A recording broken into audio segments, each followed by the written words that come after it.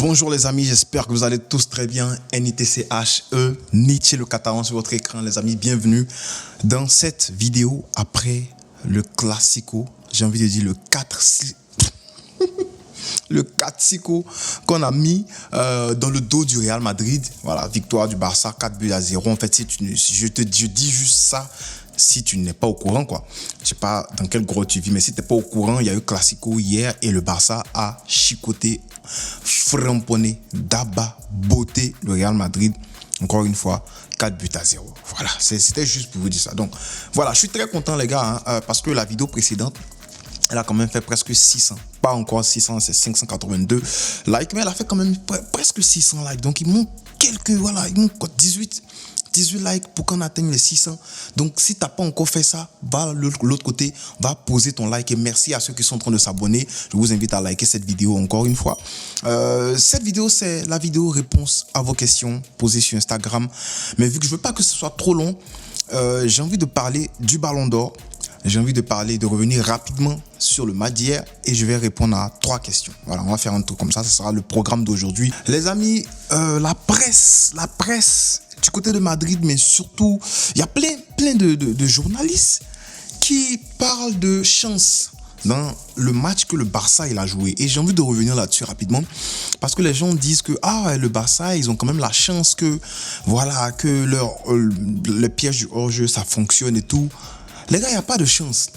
Il n'y a pas de chance parce que le Barça compte 2 fois plus de hors-jeu que n'importe quelle autre équipe d'Europe actuellement. Et je crois le Barça, c'est 77 fois qu'ils ont mis l'adversaire hors-jeu. Et la deuxième équipe, c'est Brighton avec 33 hors-jeu depuis le début de saison. Quand tu vois un chiffre comme ça, comment tu peux parler de chance? Parce que les gens sont en train d'amoindrir la victoire du Barça. Disons, la stratégie du Barça a de la chance. Moi, j'ai envie de dire que c'est quelque chose qui est travaillé. Et on le voit depuis le début de saison. Les gars s'appliquent à être ordonnés tactiquement. Mais en fait, si tu veux même prendre de l'autre côté le Real Madrid qui avait, essayé de faire une ligne haute lors du match. Mais on a vu à quoi ça ressemblait. Je parle du but où Mendy couvre, il couvre Lewandowski parce qu'il a un marquage sur Lamine Yamal là-bas. Donc, on a vu comment la ligne a été ouverte et il y a eu le regard de Casado qui met un ballon bien dans le dos de la défense et c'est but. Donc, c'est pas tout le monde qui fait ça. C'est pas tout le monde qui est en mesure de faire ça. Et je comprends en fait l'humiliation du côté du Real parce que leur force, c'est quoi? C'est la pointe de vitesse. Ce sont les individualités, leur force cette année.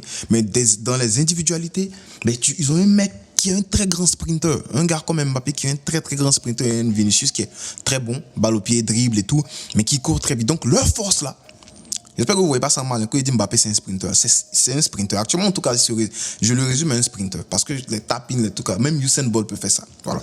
Quand il va se réveiller, quand il va être un peu plus fin techniquement, quand on va voir un Mbappé à l'aise et tout, on va arrêter de dire que c'est un sprinter. Mais pour le moment, c'est la vérité. Donc, leur stratégie, en fait, leur force, c'est ça.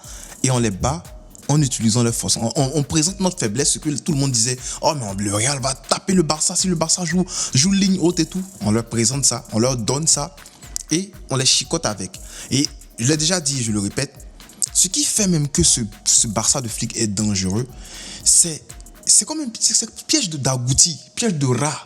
C'est-à-dire, tu mets un fromage, tu mets le piège et puis lui va venir, il va vouloir prendre. Et c'est quand il va sortir, il va mettre ça, je sais pas, son museau, bien sa patte là, c'est la même chose.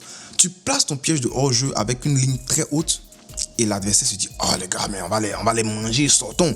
Et lorsque l'adversaire sort pour préparer quelque chose, tu les prends derrière 3 passes. C'est parti. On a vu le but, c'est le but de la tête de Lewandowski, le deuxième but de Lewandowski.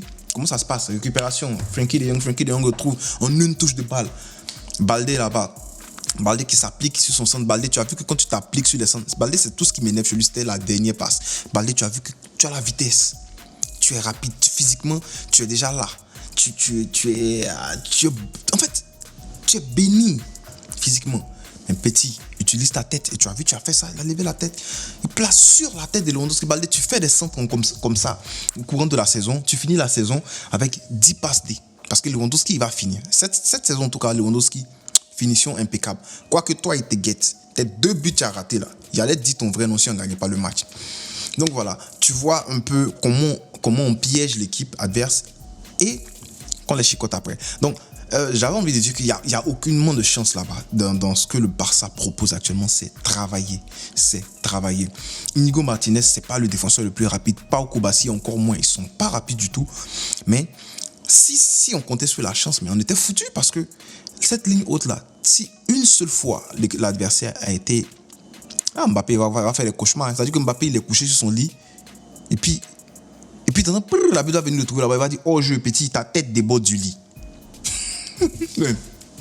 Si c'était la chance, franchement, on était mort contre le Real Madrid, ils allaient nous chicoter, mais il n'y a rien de chance là-dedans. Donc il fallait que je parle un peu de ça parce que j'ai suivi des trucs dans la presse, j'ai vraiment pas kiffé. La deuxième chose, c'est que le calendrier du Barça va s'alléger maintenant. Franchement, bon, je crois qu'il y a quand même des matchs, il y a l'Espagnol qui arrive, il y a Brest qui est très en forme actuellement, du coup, il va falloir faire attention à ne pas aller sombrer contre eux.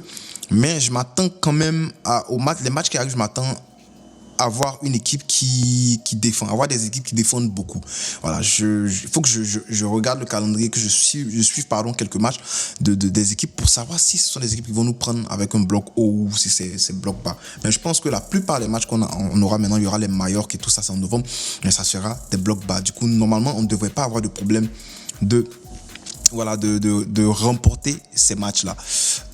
Passons à la deuxième partie de cette vidéo. Le Ballon d'Or. Alors, j'entends dire qu'il se pourrait que Rodri remporte le Ballon d'Or et pas Vinicius. J'y crois pas. Parce que moi, j'ai suivi, je crois que c'est Martian qui l'a dit sur Twitter et je suis d'accord avec ça. Je vais juste résumer ce qu'il a dit. Donc, shout out à Martian parce que c'est son idée, que je ne vais pas me l'approprier.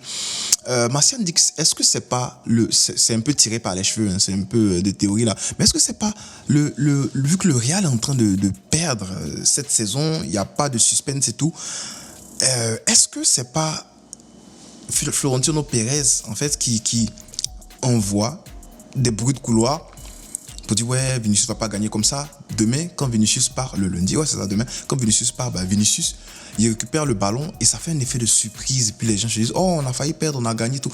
Tu vois, un petit engouement. Moi, je trouve que c'est un peu tiré par les cheveux, mais c'est possible. Mais même si c'est pas ça, je pense que voilà, Vinicius va gagner le Ballon d'Or. Et s'il le gagne pas, je vais pas dire que c'est comment t'appelles ça?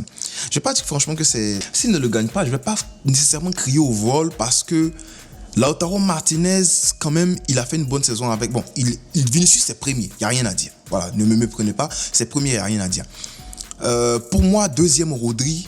Mais si Rodri gagne, ça ne va pas m'étonner. Parce que ça dépend un peu. Les critères, par exemple, vous vous rappelez que les critères, ce sont des votes de toute façon, donc il n'y a pas de vol. Les critères, c'est qu'il y a individuel, il y a collectif, mais il y a le fair play. Et Vinicius, franchement, c'est ce qui m'énerve avec ce Ballon d'Or cette année, c'est que Vinicius, je suis désolé, mais côté fair play, si c'est Vinicius qui doit représenter notre sport, côté fair play, je lui donne 0/20 pour la saison. Sinon, à part ça, footballistiquement, ça a été le meilleur. Il a roulé sur tout le monde, il a marché sur l'eau. Excellent. Voilà. Même cette saison, début de saison, même le match d'hier, je l'ai trouvé plus bon que Mbappé, mais ça ne veut pas dire qu'il était bon nécessairement. Mais voilà, Vinicius, voilà, Ligue des Champions, Liga, buteur, passeur, dans des moments décisifs, il était là. Il n'y a rien à dire. Footballistiquement, il n'y a rien à dire. Mais côté fair play, non. Non, pas du tout. Alors, j'aimerais rebondir rapidement sur ce qui s'est passé au Bernabéu, parce que là, on commence à voir un Vinicius que moi, je veux voir. Le Vinicius que moi, je veux voir, c'est ça. Insulte raciste contre Lamine Yamal, Rafinha et Baldé. Je ne sais pas s'il y avait Koundé, non, c'était les trois. Et voilà, et Vinicius prend la parole sur Twitter aujourd'hui, sur ses réseaux, il dit non au racisme, des trucs comme ça, il faut arrêter, que je suis de tout cœur avec Lamine Yamal. Franchement, Vinicius, c'est ce qu'on veut te voir faire. Et vous avez vu la réaction de Lamine Yamal quand on l'insultait, il a fait un clin d'œil. C'est pas pour rabaisser Vinicius, mais un gamin comme Lamine Yamal, raciste, on le tape souvent. Non, hier même c'était la pire des choses, raciste, parce que les racistes, je les trouve idiots. Je pense que ce sont des gens qui n'ont pas de cerveau. C'est-à-dire que quand tu prends un poulet, là, tu vois, le ratio animal, quel animal a un mauvais ratio corps-cerveau? Je sais pas, j'essaie de trouver. Même prenons un poulet. Non, en fait, je disais un gros animal qui a un petit cerveau. Le plus, genre, où le ratio est très différent, comment je dis ça, différentiel. Mais bon, on va prendre le poulet. Quand tu prends un poulet là, tu vois, sa tête sa tête est petite là. C'est qu'on cerveau aussi est petit. Cerveau de poulet, on dirait ongle. Les racistes là, c'est le même cerveau qu'ils ont dans un gros corps. C'est comme ça que je le trouve. Parce qu'il faut être bête pour être raciste actuellement. Il faut être très bête. Faut être shallow-minded. Il faut être idiot. Voilà. Là, vous connaissez. Ce genre de truc, je ne joue pas avec. Voilà. Donc, insulte raciste, mais le petit, il ne réagit pas. Parce qu'il réfléchit comment il s'est dit que hey, ce sont des idiots. Et il rigole avec eux. C'est pour ça que quand il a marqué, il est parti célébrer devant eux. 4 célébrations même devant eux. Parce que ce sont des racistes. Et c'est pas Lamine Yamal qui vient chambrer, qui vient pour dire moi j'ai 4 ballons d'or, il n'a pas de ballon d'or, il peut pas dire ça, mais moi j'ai euro, moi j'ai tant. Et puis j'ai envie de dire que les supporters madrid sont bêtes, parce que c'est le petit là qui vous a donné l'euro contre la France, vous vous rappelez pas? C'est le petit là qui vous a donné l'euro, mais les gars l'insultent aujourd'hui. C'est très con, mais j'ai aimé ce que Vinicius a fait. D'abord, je voulais parler de la réaction de Lamine Yamal qui était excellente, mature, mais Vinicius, j'ai aimé ce qu'il a fait. Et donc, c'est ce Vinicius-là que je veux voir. Je veux pas voir de Vinicius qui vient faire par là, Gavi. Quand les petits là viennent faire des trucs comme ça, genre, ouais, tu les vois, ils t'ont taclé, tu te lèves, tu les pousser Casado. C'est gamin, Vinicius. Vinicius, tu es un ballon d'or, tu es un futur ballon d'or, tu représentes ce football-là. Est un peu de classe. C'est tout ce qui me dérange avec Vinicius. Le ballon d'or de Vinicius, je trouve que c'est le ballon d'or avec le moins de classe possible. Les Cannavaros, ils ont un ballon d'or. Mais voilà. Malgré les trucs extra sportifs et tout, Cannavaro, classe, respect. Surtout Messi, classe. 8 fois ballon d'or, classe.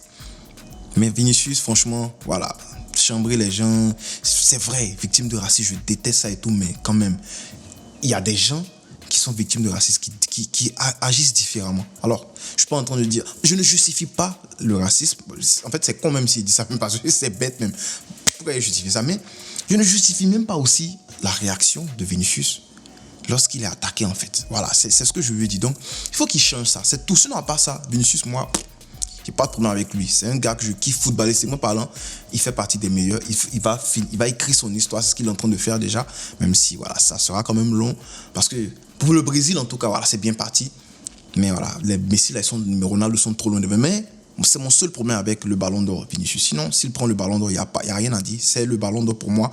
Et je ne vois pas Rodri le remporter. Même si Rodri remporte, en tant que supporter barcelonais, moi, il serait content. Voilà. Dernier point par rapport à la vidéo, ce sont les questions. J'ai une question ici. Le Barça est de retour. Selon toi, force à toi et Vizca Barça. Voilà. Je ne veux pas que la vidéo soit longue, donc je ne veux pas prendre trop de questions.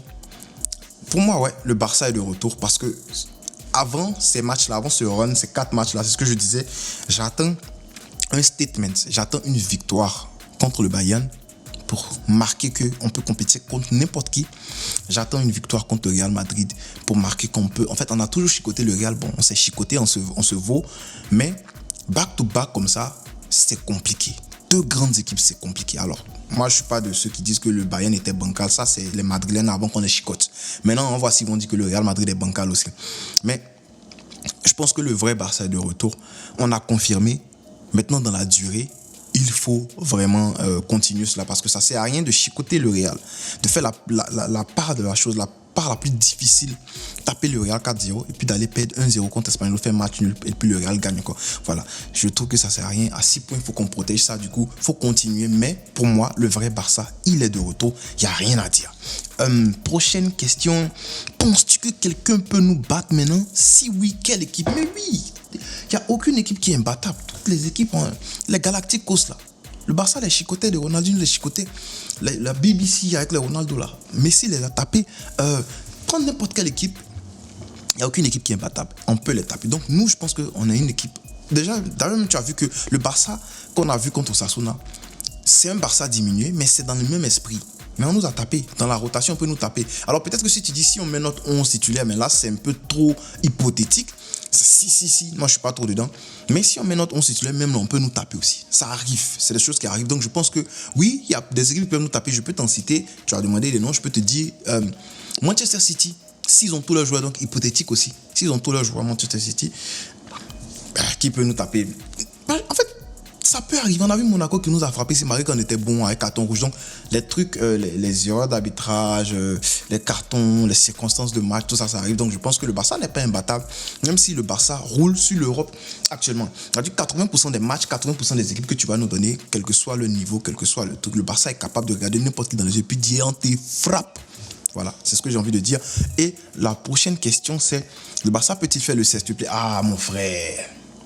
Ah, là, on est parti trop loin. Là, c'est trop loin. Parce qu'on est trop au début de la saison pour parler de ça. Même quintuplé, triplé, on est encore au début de la saison. Alors, on est sur tous les tableaux, on compétit sur tous les tableaux. On a un banc profond s'il n'y a pas de blessure. Et on attend encore le retour de Araujo, Ter Stegen qui est blessé et tout. Mais je pense quand même qu'on peut compétir sur tous les tableaux en même temps. Mais allez dire, on prend les 6 titres et tout. Non, je pense là, c'est un peu trop. C'est un peu trop. Restons réalistes. Même si être positif, moi je suis positif, hein, je serais content si on le fait. Mais si je veux être réaliste et positif en même temps, je vais dire que, allez, on prend la Liga, on prend la Ligue des Champions, c'est possible aussi. La Liga, à 90%, je pense qu'on va la prendre. La Ligue des Champions, c'est encore serré parce que tout le monde peut la remporter. Même le Real peut remporter actuellement, même si mentalement c'est chaud. Mais on peut les sortir nous-mêmes. La Copa, on peut la prendre aussi. Donc, tu vois, il y a plein de titres qu'on peut ramasser cette année, mais les dire 6 titres là, ça va être compliqué. Alors, je vais m'arrêter là pour aujourd'hui. Je ne veux pas que la vidéo soit trop longue, même si je pense qu'elle le sera. Ne pas de liker, partager et commenter si ce n'est pas encore fait. Je prépare quelque chose pour cette chaîne parce que la chaîne a besoin de quelque chose. Je vais juste m'arrêter comme ça. Je ne vais pas tout dire, mais je prépare quelque chose. Du coup, reste branché et puis active la cloche de notification si ce n'est pas encore fait. On ne cessera jamais de le dire, même si j'ai mis le maillot de l'Ajax. Pisca. El Barça.